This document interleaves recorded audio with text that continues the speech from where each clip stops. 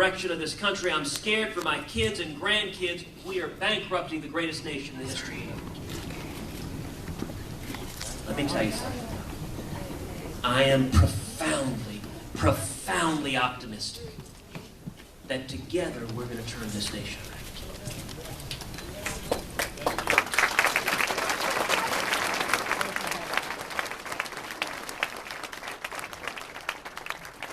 Let me tell you 3 things we need to do to turn this nation around. Number 1, we need to stand for liberty.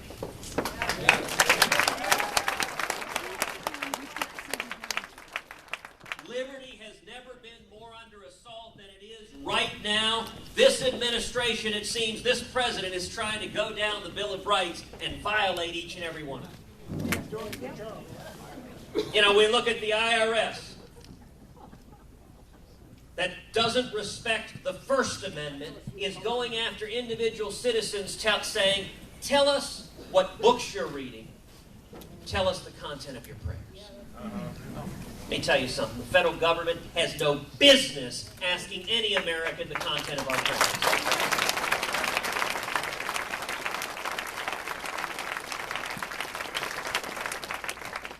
Although I do kind of wish the answer had been, forgive them, Father, for they know not what they do. You look at the Second Amendment. Vice President Joe Biden.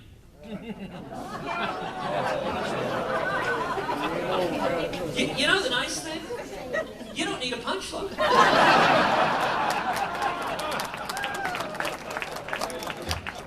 You just say his name. I promise you, try this. The next time you're at a party, walk up to someone, just say, Vice President Joe Biden, and close your mouth.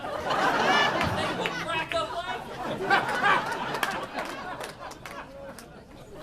But Joe Biden said, if anybody attacks your house, just go outside with a double-barreled shotgun and fire both barrels in the air. Which is illegal. Now listen, that is very, very good advice. If it so happens you're being attacked by a flock of geese.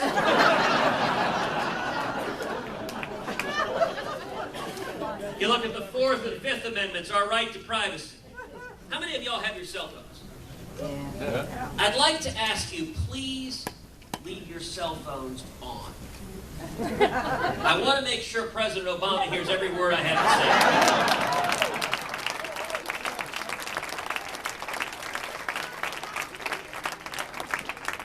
to say. You look at the 10th Amendment with the federal government trying to intrude into the prerogatives of the states all across the board.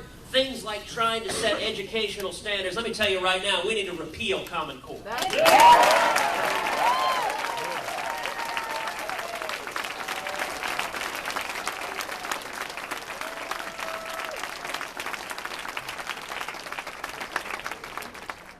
And then there is the pattern of lawlessness in this administration.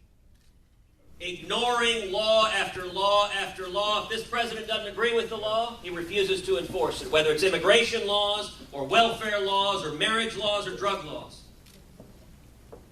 And then you take Obamacare. Please take Obamacare. 30 times this president has simply unilaterally changed the law. There's no authority in the law for that. How many of y'all remember 6th grade civics? You remember Schoolhouse Rock, how a bill becomes a law? Apparently the president missed that day.